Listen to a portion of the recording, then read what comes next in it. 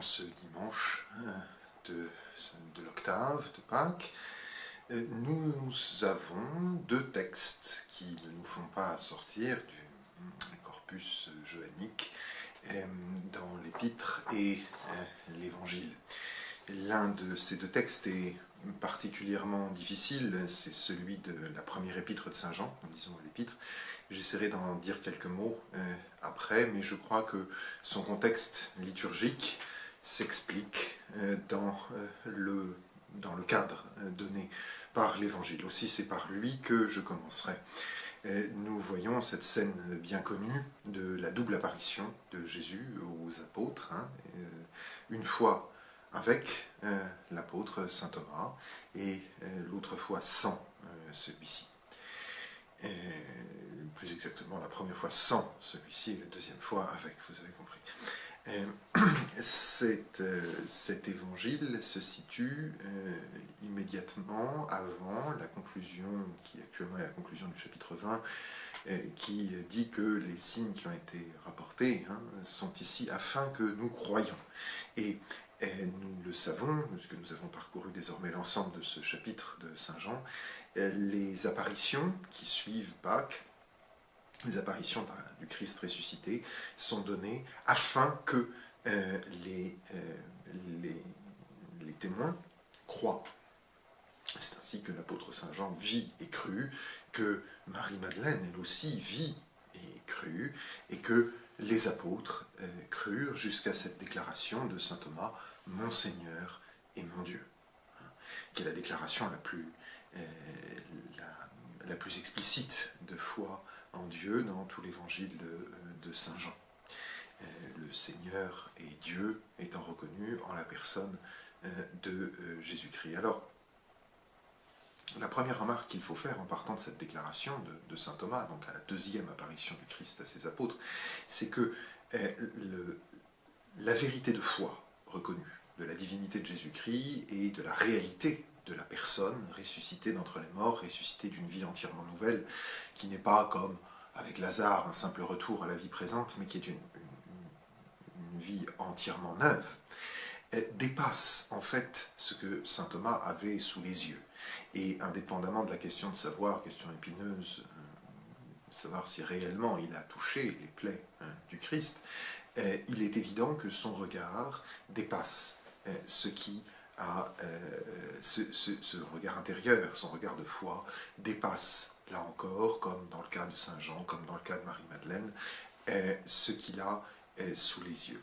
Et nous voyons ici le signe, comme les signes de l'évangile de Saint Jean, donnés pour la foi, en vue de la foi. À ce stade-là, un exégète fait deux remarques, dont je voudrais me faire l'écho ce soir. La première remarque, c'est une remarque d'édification et d'encouragement pour nous, c'est que l'opposition entre ces deux scènes de l'Évangile n'est pas d'abord l'opposition entre saint Thomas qui refuse de croire sans voir, ce qui d'ailleurs, en toute rigueur, serait assez paradoxal, parce que, encore faudrait-il bien préciser ce que signifie voir, parce que la foi précisément porte sur ce qui n'est pas immédiatement évident. En tout cas qui ne présente pas le critère d'évidence des réalités naturelles. Et qu'au contraire, il faut bien davantage situer l'opposition, qui est d'ailleurs mise en lumière dans la leçon que donne Jésus de l'incident. Bienheureux ceux qui croient sans avoir vu, c'est-à-dire bienheureux ceux qui n'auront pas les signes sous les yeux et croiront comme vous, les disciples, avez cru. Et en ce sens-là, il y a un encouragement pour nous. Mais le Père Feuillet, donc, puisqu'il s'agit de lui, poursuit par une deuxième remarque en disant que ce qui est intéressant, c'est que tous les apôtres, en fait, sont logés à la même enseigne que saint Thomas, en tout cas deux apôtres parmi les principaux, c'est celui dont il est dit « il vit, il crut », donc qui est l'évangéliste lui-même, et saint Thomas. Donc il y a les deux ont vu et ont cru. Ce qui fait que le signe donné par Jésus à sa résurrection, le témoignage de sa résurrection, nous indique en réalité que nous pouvons nous appuyer sur la foi des apôtres, que cette foi est crédible. Et alors c'est ici qu'il faut avancer dans une nouvelle direction. Et semble-t-il placer l'ensemble, comme l'ensemble de ces apparitions, après Pâques, sur le plan de la vie de l'Église elle-même, que nous avons déjà abordé, en insistant sur l'aspect hiérarchique et l'aspect vie intérieure, en insistant sur la primauté de Pierre dans les jours précédents. Ce qui nous est montré, c'est que la vie du croyant s'appuie sur la foi des apôtres. Et nous avons ici une forme qui évoque quand même de très près la proclamation de l'apostolicité de l'Église. Et il faut noter, comme le Père m'a envoyé, moi aussi je vous envoie, cette formule donc, que le Christ emploie dans l'Évangile à propos de ses disciples, de même que ma mission m'a été donnée par le Père et que je l'ai remplie auprès des hommes, de même je vous envoie pour témoigner auprès des hommes. Alors là, le texte nous oblige à la prudence parce que le verbe envoyer n'est pas le même dans les deux membres de la phrase. Alors je ne vais pas pouvoir me livrer aux exercices de vocabulaire dont j'ai pris l'habitude ces derniers jours. On peut formuler de nombreuses hypothèses pour expliquer cela, mais pour ne pas s'embarrasser de discussions techniques qui dépassent de très loin notre perspective, on peut quand même noter que le sens obvi de la phrase, c'est la mise en parallèle de ces deux missions. Et un autre commentateur fait observer, en se plaçant là à la suite d'une longue tradition, et notamment de saint Thomas d'Aquin cette fois, sur le rôle de ces apparitions et sur cette mission donnée aux disciples, le caractère fondateur de la foi des apôtres pour la foi de l'Église dans son ensemble.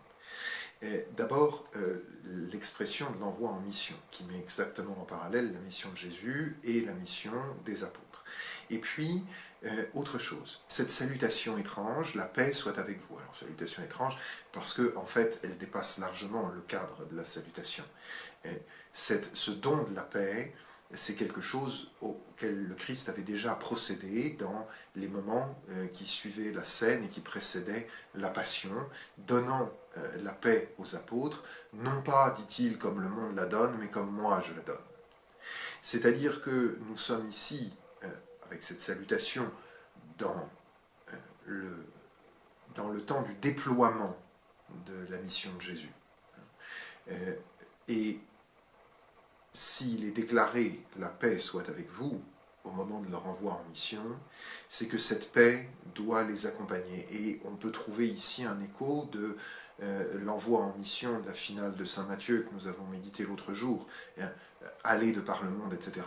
Et moi je suis avec vous jusqu'à la fin des temps. » De même, le don du Saint-Esprit fait partie des promesses ce souffle de l'Esprit, Jésus souffle sur eux et leur fait don de l'Esprit, fait partie des promesses qui relèvent de l'accomplissement final de toute chose.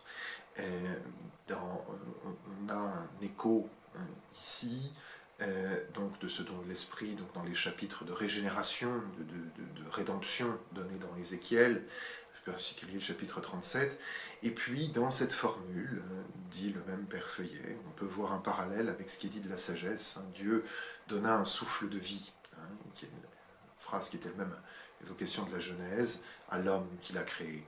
Et dans ce cas, le souffle du Christ, ce vocabulaire du souffle, indique au moment de sa résurrection, au moment où il apparaît dans son corps glorieux, que ce qui est donné, c'est véritablement le souffle de cette vie nouvelle qui fait une nouvelle création. Et donc, c'est la réédification du monde sur le fondement des apôtres dans le corps de l'Église qui paraît ici annoncé.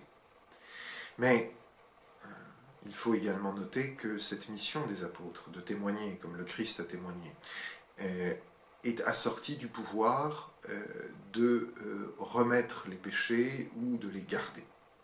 C'est-à-dire que, évidemment, on peut y voir le don du pouvoir qu'on appelle le pouvoir des clés, le pouvoir de jugement de l'Église, mais il faut peut-être aller plus loin encore et dire que cette réalité qui se présentera au monde désormais dans l'Église fondée sur les apôtres oblige les consciences à s'autodéterminer pour ou contre. Et là, nous revenons au thème de notre pierre angulaire d'hier, c'est celle sur laquelle tout s'appuie, celle pour ou contre les hommes doivent se situer. Alors, si l'on admet cela, le contexte liturgique de la juxtaposition avec cette première épître de Saint Jean paraît s'éclairer de deux manières. D'abord en nous renvoyant au mystère du salut dans la passion, mais aussi en nous montrant que cette passion s'accomplit, disons, porte tous ses fruits dans la vie de l'Église elle-même. Alors, il y a dans cette première épître de Saint Jean un passage extrêmement délicat sur ces trois qui rendent témoignage, l'eau, le sang et l'esprit. Et il y a de multiples controverses à ce sujet. Mais il y a au moins une chose qui est sûre, c'est que si on admet ce contexte sotériologique, il faut pencher pour le fait que l'eau reprenne cette symbolique biblique du don de la vie, du don de l'esprit.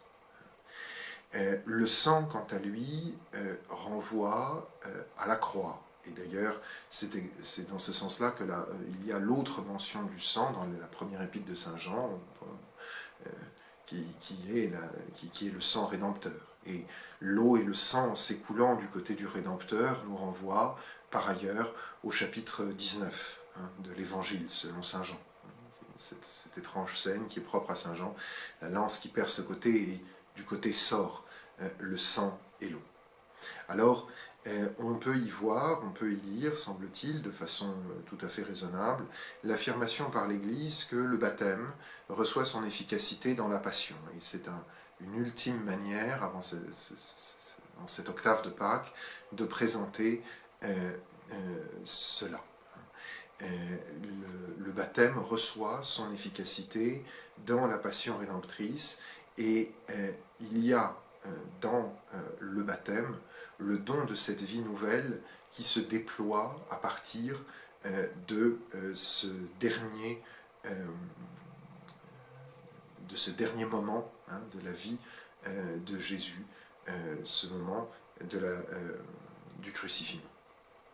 Alors, dans ce cas, on peut retourner au récit des apparitions. Et la passion, évidemment, une place tout à fait spéciale dans la vie de Jésus et dans la mission que lui a donnée le Père, puisque cette incarnation, l'incarnation du Verbe se présente à nous comme une incarnation rédemptrice. Et dans l'Évangile selon Saint Jean, ce moment de la passion est présenté comme son heure. Le don de la vie nouvelle dont il est question, et qui s'appuie sur l'action sacramentelle, apostolique, et sur la foi reçue des apôtres, se déployant dans l'Église, paraît alors comme le retentissement de l'heure de Jésus dans l'histoire. Et nous sommes alors mis à portée d'un mystère, ce mystère de l'Église comme étant déjà le triomphe du royaume de Dieu, et en même temps que la mise à disposition des moyens du salut. Autrement dit, une fois encore, nous voyons l'éternité rentrer dans l'histoire, et l'éternité donnée sous la forme de la vie éternelle, la vie surnaturelle, à ces hommes qui reçoivent le don transmis par les apôtres.